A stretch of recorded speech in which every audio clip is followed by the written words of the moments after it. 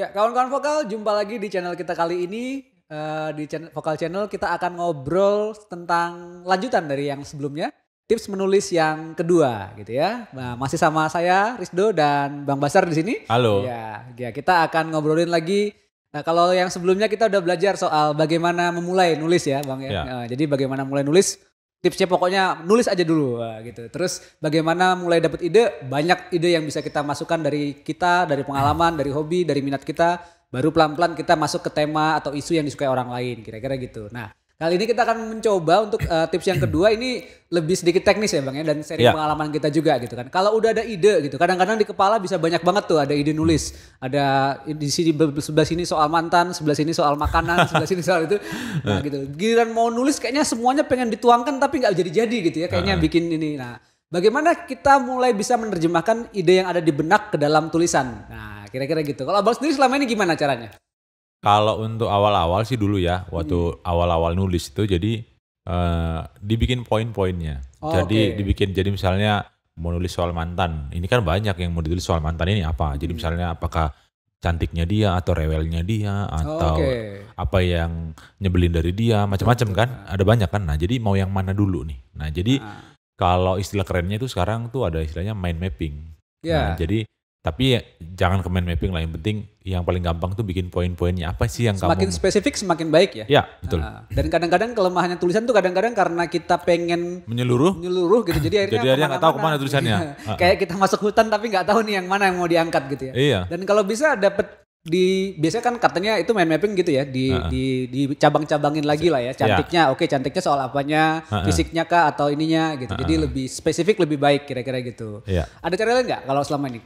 Ngobrol-ngobrol sama teman juga tuh. Jadi misalnya, gue pengen nulis ini nih, gimana dong? Menurut lu oke nggak nih? Dan kalau gue nulis gini, bagusnya poinnya kemana? Jadi ada teman brainstorming lah. Kira-kira gitu. Jadi kadang-kadang idenya udah banyak, terus dibuat lebih spesifik. Nah mungkin dengan ngobrol dengan teman kita kebantu ya untuk lihat angle yang mungkin bisa diangkat. Dan gitu. Bisa juga gini, jadi dengan cara lain lihat apa yang trennya apa gitu. Jadi misalnya kalau bicara soal mantan, rata-rata orang kalau ngomongin mantan apa sih? Pasti orang ngomonginnya jeleknya mantan kan. Nah, kali ini kita tulis aja, ini mantan gua oke kok orangnya gitu. Cuman gua aja yang rada ini dulunya gitu. Misalnya gitu ya contohnya ya. Contohnya gitu tapi ujungnya jadi sarkas ternyata.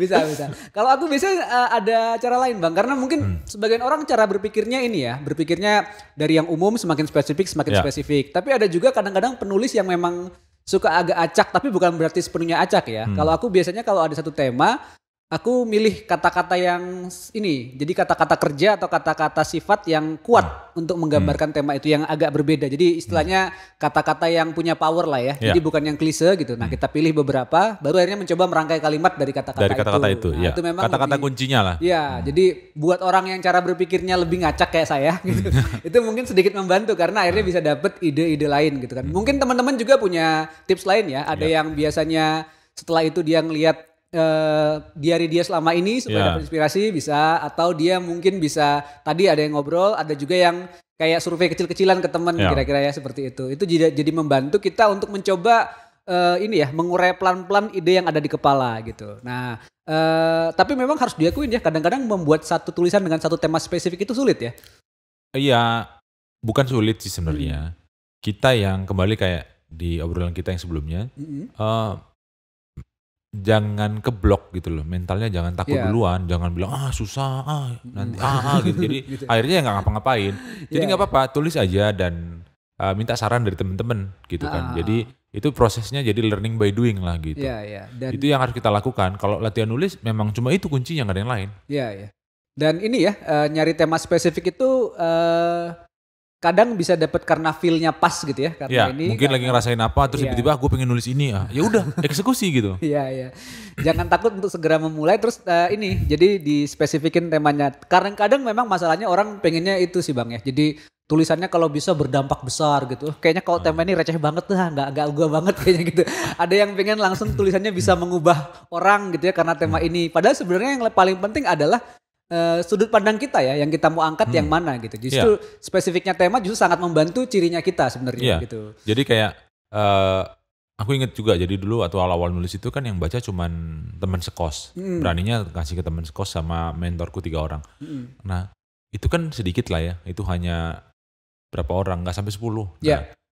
Tapi kan aku pikir gini, memang ada bosannya ya. Ini kok cuma 10 orang sih yang baca tulisan gua gitu. Dan tapi makin hari itu makin banyak, dari 10 puluhan jadi ratusan, bahkan jadi ribuan. Nah, bahkan jadi diundang jadi bikin training malah. Nah, tapi itu semua kan proses ya. Proses yang harus kita, kalau mau bertumbuh ya kita harus memang terus mengasah gitu loh. Jadi nggak cepat puas juga gitu, dan selalu terima masukan dari teman-teman yang baca gitu. Dulu pernah punya kesulitan tersendiri nggak Bang? Biasanya kesulitannya apa? Pas nerjemahin tulisan ke ide dari yang ada di benak ke tulisan? Kebetulan sih enggak ya, karena aku juga suka baca. Tapi awal-awal sih ada, cuman karena nggak pede aja nih nempatin kalimat ini di mana, isu yang poin yang ini di mana gitu. Tapi idenya biasanya langsung pikiran langsung. Nah itu kan jadi fungsinya kita juga banyak membaca, itu salah satu yang sangat membantu dalam menulis gitu. Dan memang membaca novel itu salah satu yang membantu kita untuk menambah kosakata. Gitu. Alurnya kelihatan ya, gitu. Jadi alurnya kelihatan. Karena memang biasanya kalau novel itu kita diajak untuk bercerita, jadi kita tahu awalnya kayak gimana, jalan ceritanya kayak gimana, ujungnya kayak gimana gitu. Karena kalau nulis tulisan pribadi biasanya tulisan yang mungkin opini atau curhat pengalaman, kadang-kadang kita nggak bisa bikin alurnya ya gitu. Pembukaannya mungkin dibuka di mana, nggak harus selalu kronologis toh, bisa jadi dari titik yang kesimpulannya dulu, bisa jadi ini. Dan itu yang teman-teman juga perlu pikirkan ya dalam sistematika tulisan mungkin istilahnya. Dan teman-teman juga harus ingat kalau teman-teman mau nulis ini untuk siapa tulisannya. Jadi segmennya untuk siapa.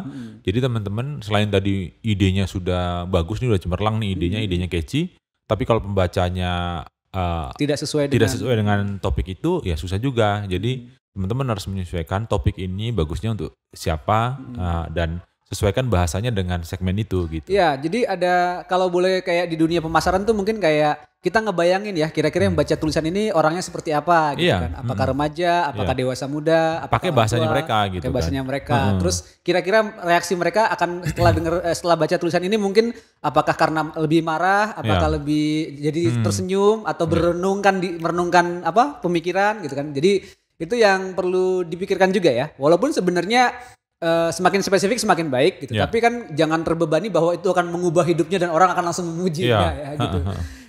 Ini juga yang menarik karena sistematika tulisan itu akhirnya bisa membantu kita berpikirnya lebih, ya seperti yang kita bahas sebelumnya, menata ulang pikiran kita ya gitu. Betul. Jadi apa yang mau kita sampaikan biasanya lewat biasanya kan sistematikanya begitu ya, pendahuluannya seperti apa, terus cara kita nyusun di isinya seperti apa, dan akhirnya endingnya mau kita buat seperti apa, apakah menggantung, apakah pertanyaan lagi, apakah justru happy ending atau sad ending, nah kira-kira gitu. Nggak tahu nih, kalau saya sendiri sih dulu biasanya yang susah itu bukan memulai tapi mengakhiri Bang. Mengakhiri, kalau kamu mengakhiri ya. Jadi ada juga tuh teman kita tuh si Pirhot ya. Dia itu selalu punya kesulitan memberikan judul. Setelah tulisan selesai judulnya nggak dapet. Jadi dia tuh bukan, kalau aku kan nulis tuh judul dulu baru isi tulisannya kan, meskipun nanti judulnya pun bisa diedit lagi gitu. Nah kalau dia tuh dari awal nggak, dia nulis aja gitu, nanti baru setelah dia nulis baru kepikiran judulnya apa yang cocok untuk merangkum. Kadang-kadang juga nanya gitu, lu ganti dong judulnya nih apa nih gitulah. Iya. Tapi ya itu memang masing-masing punya ininya sendiri ya, struggle di mana dia akan menulis gitu ya. Jadi enjoy aja, nggak usah takut, nggak usah ini, kita punya kelemahan masing-masing. Jadi strateginya ya seperti itu, kayak teman kita tadi si Pirhot tadi kan dia nggak tahu bikin judul, tapi dia nggak mau, gue nggak mau berhenti di situ ya. Jadi dia nulis aja gitu. Nah nanti setelah selesai nulis baru gitu. Dan kalau ini Rizdo kan dia nggak tahu mengakhiri. Nah ini kan, nah akhirilah dengan baik dulu. Iya sih Bang, dalam beberapa hal memang susah Bang. Itu dalam beberapa aspek. Tapi ini juga ada satu lagi, ini gejala yang paling sering terjadi itu kadang-kadang kan kita lupa sistematikanya ya. Maksudnya udah nulis panjang lebar tapi kayaknya ini gak cocok di awal deh. Nah, kita pindah. Nah kecenderungan orang-orang kadang-kadang langsung dihapus. Gitu. Padahal sebenarnya bisa disimpan dulu ya di tempat lain. Jadi kita bisa naruh lagi nanti kalau ada inspirasi yang baru, ini kayaknya cocokan di tengah gitu. Itu kadang-kadang kesalahan terbesarnya kita karena kita pengen melakukan dua hal sekaligus ya, penulis dan juga editor sekaligus. Malah gak bisa gitu ya. Nah ini aku kasih tahu deh sama teman-teman nih gimana ngedit tulisan lah ya. Jadi setelah teman-teman nulis, udah beres nih tulisannya nih. Kalau mau diedit, jangan diedit hari itu. Jadi dipendam dulu ya. Disimpan dulu, lupakan dulu sekitar 2-3 hari, baru nanti teman-teman baca lagi, pasti akan ada yang diperbaiki. Betul. Nah, dan kalau di pas tulisan tuh ada yang kayaknya masih kebuang gitu, disimpan dulu aja ya. Iya. Bisa. Dan kenapa aku sarankan teman-teman itu membacanya beberapa hari kemudian? Karena gini, waktu teman-teman nulis itu, pikiran teman-teman itu hanya ada di scope itu, di Iya. scope tulisan teman-teman itu. Tidak berpikir ke, oh harusnya ke sini, enggak. Tapi setelah dia 1-2 hari, nanti tuh pikiran teman-teman itu kan akan akan jadi lebih kaya. Iya. Jadi nggak terpaku sama scope tulisan yang waktu pertama ditulis. Jadi bisa nambah, oh iya gue harusnya kayaknya tambah soal ini dari sini. Ini harusnya begini deh. Nah gitu sih. Iya, jadi jangan lakukan 2 kerjaan Iya. sekaligus ya. Nulis aja dulu gitu ya. Edit nanti gitu. Dan itu psikologisnya ada psikologisnya. Jadi sebaiknya dengan cara seperti itu supaya teman-teman nanti rasakan sendiri hasilnya akan jauh lebih baik. Percaya deh. Iya. Jadi informasi tambahan bisa tahu atau paling nggak kita bisa nyusun alurnya lebih baik ya. Naruh itu di tengah, naruh itu di pinggir atau naruh itu di akhirnya. Itu juga bisa jadi lebih enak. Jadi mendingan diendapin dulu sampai pikiran kita tenang gitu kan. Lupa sebentar sama tulisannya. Akhirnya kita akan baca tulisan itu dengan cara pandang yang beda ya. Jadi karena kita ini. Dan jadi kalau aku ya misalnya caranya itu jadi nulis dulu terus habis itu aku diemin 2-3 hari baru aku edit. Lalu kemudian aku minta masukan dari teman-teman, aku minta mereka baca, baru aku refine lagi dan baru aku publish ke publik gitu. Nah, dan itu biasanya memang jauh lebih baik ya? Jauh lebih baik. Hasilnya akan membuat kita jadi, ternyata gue bisa ya bikin yang begini. Nah, gitu. Nah jadi itu tipsnya ya satu teman-teman. Dan kalau untuk cepat menulis, untuk bisa menulis itu sebenarnya gampang sih caranya. Selain bahwa harus memulai, teman-teman gini, jadi setiap hari tulislah 1 paragraf. Tentang apa yang teman-teman jalani dalam 1 hari. Nggak apa-apa, jadi hari ini tentang apa, besok tentang apa, nggak apa-apa, nggak nyambung, nggak apa-apa. Atau di satu bagian kadang-kadang 2 cerita yang beda juga nggak apa-apa. Dan bikin 1 paragraf, 2 paragraf lah ya. Dan kalau 1 paragraf itu baiknya untuk kayak di file Word ya itu, itu sekitar 5 kalimat lah, 5 baris, 5 baris, 6 baris, dan jangan terlalu panjang. Nah nanti baru berikutnya juga seperti itu. Jadi itu akan membuat teman-teman juga tulisan teman-teman disenengin sama orang yang baca. Jadi kalau 1 paragraf itu misalnya panjang pisan kan orang juga ngelihatnya kan, orang kalau mau baca tuh kan ngelihat nge-screen dulu nih berapa panjang gitu kan, udah capek duluan, udah males dia. Jadi kalau dibikin pendek-pendek kan orang nih pendek kok tulisannya baca deh, padahal poinnya sama kan yang mau dituju apa gitu. Dan emang zaman sekarang gitu ya, orang paling 1 kali scroll ya untuk bisa ngelihat. Habis itu biasanya di skip juga kalau menarik, kalau enggak biasanya ditaruh di situ. Nah itu juga berarti sistematika tulisan itu bukan sesuatu yang rumit, tapi memang perlu dilatih ya. Berarti dilatih lewat kita sering nulis, terus kita jangan langsung diedit, kita endapkan dulu baru kita ini. Dan di situ mungkin kita butuh sedikit karena kan dengan mengendapkan kita jadi nggak mentok di satu pemikiran ya, nggak ego kita doang di sana gitu. Iya betul. Dan ya juga jangan terlalu bermimpi bahwa harus gimana. Justru kalau kita mimpi tulisan ini bakal mengubah segala hal tuh, justru kadang-kadang jadi berat ya. Gitu. Padahal harusnya kita enjoy aja nulis tulisannya di sana gitu. Pasti apa yang teman-teman tulis dan teman-teman share itu akan bermanfaat untuk orang. Kita nggak tahu kapan, kita nggak tahu siapa yang akan merasakan manfaatnya. Tapi apa yang kita lakukan itu akan berguna untuk banyak orang gitu. Apalagi sekarang sebenarnya lebih mudah untuk share ya. Kita iyalah, orang tinggal taruh di Facebook, taruh di Instagram caption, tinggal gitu bikin blog segala macam gitu kan. Baru nge-tag aja kalau orang-orang. Kalau dulu kan kita harus ngirim-ngirim gitu. Iya, jadi dulu awal-awalnya aku tuh ingat waktu nulis-nulis tuh tahun 2009 tuh aku bikin tulisan, aku post di Facebook, aku tag orang-orang. Jadi kalau nge-tag itu kan dalam tanda kutip, lu harus baca gitu. Gitu yang di-tag kan. Nah, dan itu aku bikinnya zone-nya itu cuman friend gitu. Jadi nggak publik karena takut gitu kan. Tapi lama-lama ada teman yang bilang, "Bang, ini tulisan lu bagus, lu bikin dong." Publik dong gitu. Dan gak usah tag orang. Awalnya takut ya, tapi lama-lama ya udahlah taruh. Ternyata banyak yang share ya. Banyak gitu. Jadi makanya ya itu, tapi itu kebahagiaan ya. Itu nggak bisa dibayar pakai uang loh. Jadi itu benar-benar senang dan ya menulis itu membuktikan asik gitu loh dengan begitu.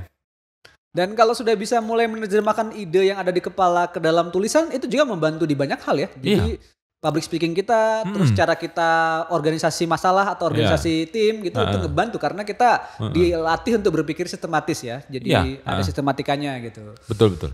Jadi kalau mungkin teman-teman suka ceramah gitu atau ngasih khotbah gitu ya, atau ngasih ini bisa bantu juga belajar menulis ya, dengan belajar menulis. Jadi ada poin-poinnya 1, 2, 3, 4, 5. Nah ini aja gitu. Dan baiknya memang satu tulisan jangan terlalu banyak poinnya Bang ya. Jangan. Jadi kalau mau nulis itu ambil 1-2 poin aja yang mau disasar yang mana nih. Jadi yang mau dikupas tuh yang mana nih dari misalnya 5 poin dibikin. Nah, itulah yang ditulis dengan by data gitu, by opini juga gitu. Nah, Jadi orang bisa fokus dan orang komentarnya juga nanti kalau mau komen orang bisa komen fokus ke situ dan teman-teman juga sampai ke sasaran yang teman-teman tuju gitu loh. Kalau kebanyakan poin yang dibikin nanti orang mikirnya ini orang kok nulisnya kemana-mana sih gitu. Iya, justru malah jadi nggak ini ya, orang nggak dapet alurnya, Iya. alurnya juga susah gitu. Nah satu lagi nih Bang, jadi sudut pandang yang unik itu gimana itu munculinnya tuh kadang-kadang? Karena kan kalau kita misalnya nulis sesuatu, kayak tadi kita nulis mantan, orang udah biasa lah nulis soal buruknya atau patah hatinya gitu.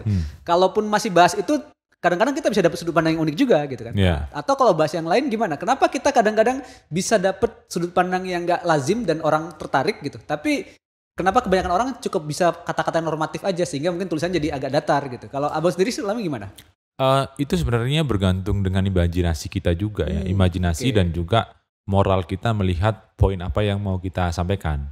Jadi misalnya gini, kalau nulis soal mantan tadi kan banyak kan misalnya rata-rata katakanlah mereka itu karena jeleknya mantan yang ditulis gitu kan dan ambil sudut pandangnya dari mana gitu kan. Nah, mungkin bisa teman-teman nulis gini, adiknya mantanku sayang sama aku.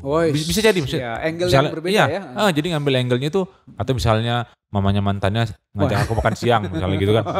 Bisa contoh yang lain. Enggak, ini kan contoh. Jadi maksudku bisa dari situ nanti turun ke bawah bahwa mantanku itu orangnya begini-begini gitu. Jadi itu jadi pemantik lah ya, cari pemantik yang kira-kira mengundang orang untuk mau membaca dan teman-teman kalimat pertama atau paragraf pertama yang teman-teman tulis itu sangat menentukan orang mau baca tulisan teman-teman sampai akhir apa enggak. Ya, semacam terasnya kalau gitu. Ya, nanti itu tips berikutnya nanti kita bisa bahas teras yang menarik itu seperti apa gitu ya. Nah, tapi tadi kita udah belajar soal ininya ya, soal sistematikanya tadi ada cara kayak mind mapping, diskusi dengan teman, terus pilih kata-kata yang kuat, banyak cara lah ya. Dan ada satu lagi nggak apa-apa lah, kita kasih tips bonus nih. Jadi teman-teman kalau mau tulisannya itu nggak membosankan, nah perkayalah dengan sinonim kata. Jadi misalnya gini ya, kalau di tulisan awalnya setelah aku mandi, setelah itu aku makan, setelah itu aku tidur. Itu kan orang bosen nih, setelahnya ada 3.